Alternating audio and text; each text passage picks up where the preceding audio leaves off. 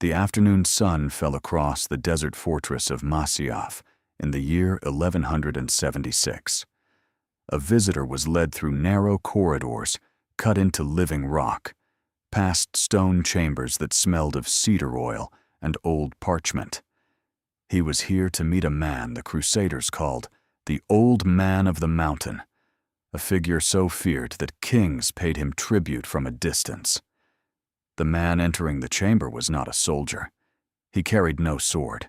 He was the envoy of Saladin himself, the sultan who had united the Muslim world and was now grinding the Crusader kingdoms into dust.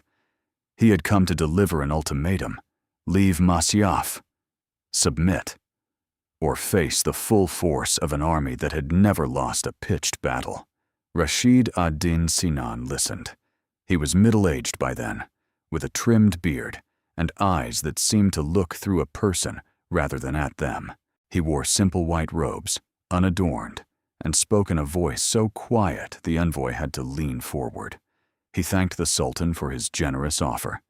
Then he dismissed the envoy with a small gesture, and the audience was over.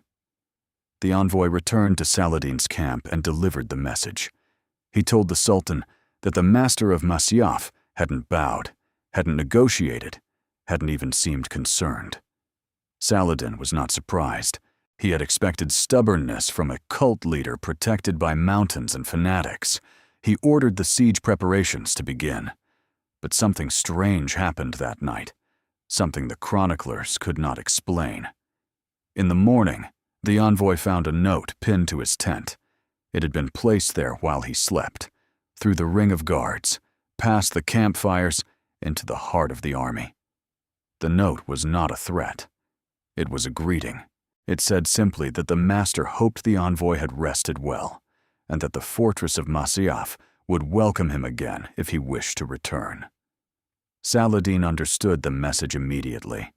If one man could walk into his camp unseen, leave a note by his envoy's bed, and vanish, then a blade could just as easily reach him. The army lifted the siege. Saladin signed a truce with the assassins and never tried to take Masyaf again.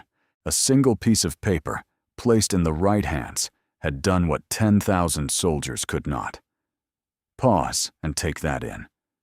A note, left in the dark, shifted the weight of an empire. If that moment changed how you see the balance of power, subscribe, and you will keep uncovering stories where a single act rewrote history. And tell me in the comments, what is the smallest action you know of that had the largest consequence? This is the power that Rashid ad-Din Sinan wielded for more than 3 decades. He did not command armies. He did not mint coins or govern provinces. He controlled a network of mountain fortresses and a corps of men who believed that paradise awaited them if they died in service of his will. And with that, he made the thrones of the Levant tremble. The order Sinan led had its roots in a schism within Shia Islam that was already 3 centuries old by the time he took command. A group of Ismaili missionaries had established a foothold in the rugged mountains of northern Persia, and from there they had spread into Syria, building remote strongholds that were almost impossible to assault. Their doctrine was esoteric, demanding complete submission to the imam, whose word was law and whose interpretation of scripture was final. But Sinan took this doctrine and sharpened it into a political weapon. He understood something that the Crusader lords and the Ayyubid generals never grasped. The fear of death is the strongest force in human politics. Control that fear, and you control the men who wield power. No fortress wall can keep out a man who does not care if he lives or dies.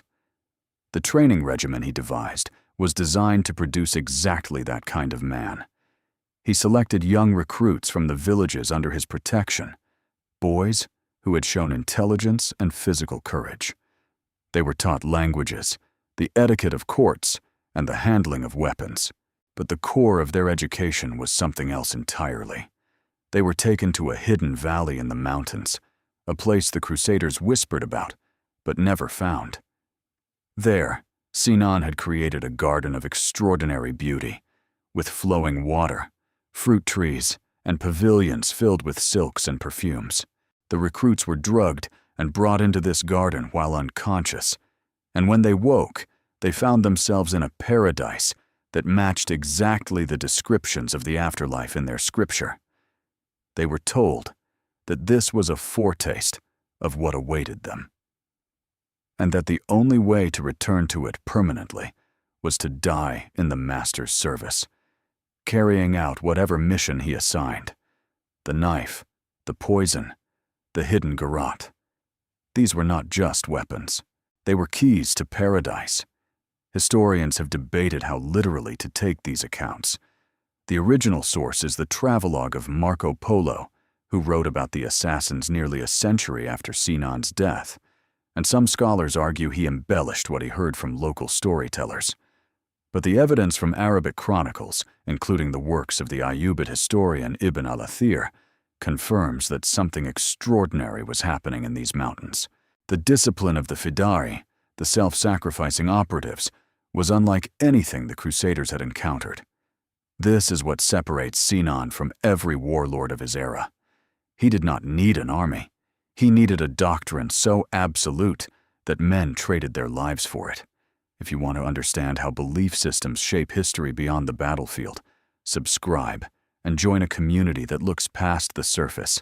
Drop the word certainty in the comments if you see this pattern repeating in the modern world. If you have ever wondered how a small religious sect with no conventional army could hold its ground against the two most powerful military forces of the medieval world, this is the forgotten principle. It was not numbers. It was not technology. It was the weaponization of certainty. Sinan gave his men something worth dying for, and in doing so, he made them worth more than 1,000 living soldiers on a battlefield somewhere else. When the first Crusader lord fell to an assassin blade in the city of Tyre in the year 1108, the Frange, as the locals called them, assumed it was a random act of violence. They did not yet understand that they were facing an organization, not a group of fanatics. It took them 2 more murders and the near death of a king before they began to realize what they were up against. Conrad of Montferrat, the king of Jerusalem, was walking through the streets of Tyre in 1192 when 2 men approached him dressed as monks. They pulled daggers from beneath their robes and struck him down before his guards could react. Both assassins were killed on the spot, but Conrad was dead within minutes. It was the kind of strike that Sinan had perfected, a surgical removal of the head of a political body, leaving the rest to collapse in confusion. Tell me in the comments how you would have reacted if you had been a Crusader king hearing that news for the first time. Sinan's reach extended beyond the battlefield. He maintained a network of informants in every major city from Aleppo to Cairo. He knew the contents of letters before they were sealed. He knew which nobles were vulnerable to bribery and which were incorruptible. He knew the private fears of the men who commanded armies against him. Information was his real currency, and he spent it ruthlessly. When Saladin's forces moved to besiege the castle of Kerak, a stronghold of the Crusader lord Renaud de Chatillon, Sinan intervened on the Christian side, not out of friendship, but out of calculation. A Crusader victory at Kerak would weaken Saladin, and a weakened Saladin was easier to negotiate with.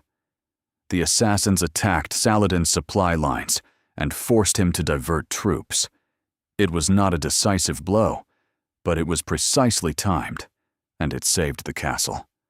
The lesson Sinan taught the medieval world was that power is not always where it appears to be. The Sultan had the army. The Crusader king had the treasury. The master of Masyaf had patience and an unshakable doctrine, and those turned out to be enough.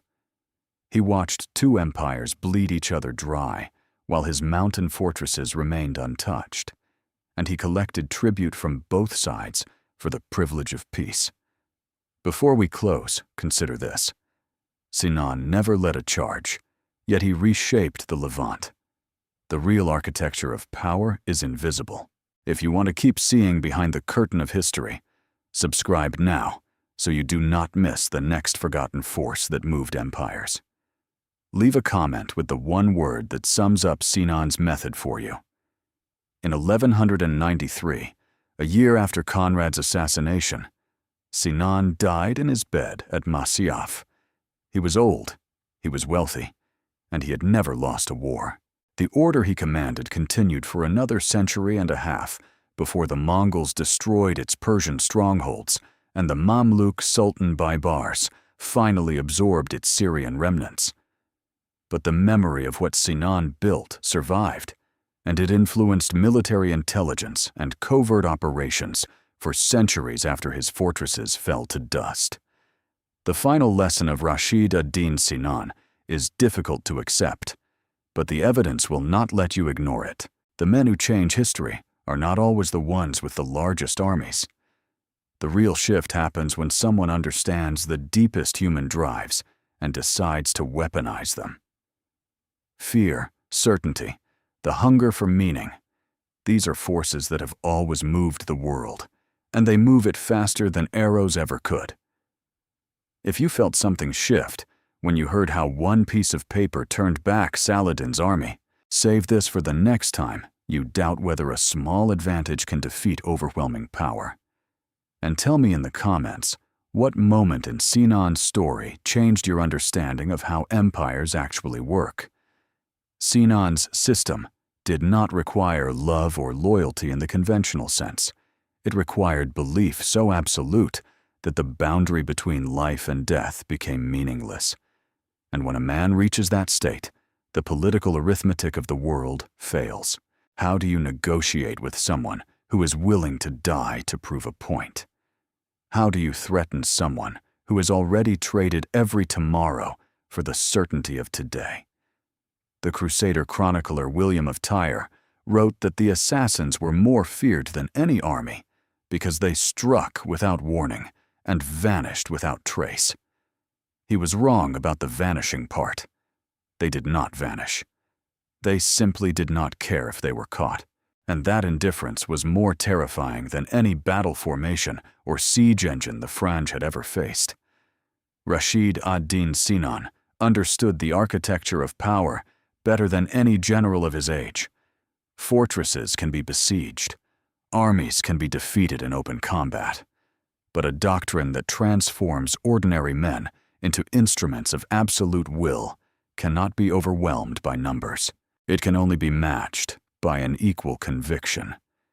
When you strip away the legends and the rumors and the tales of drugged gardens in hidden valleys, the core of what Sinan built remains brutally clear.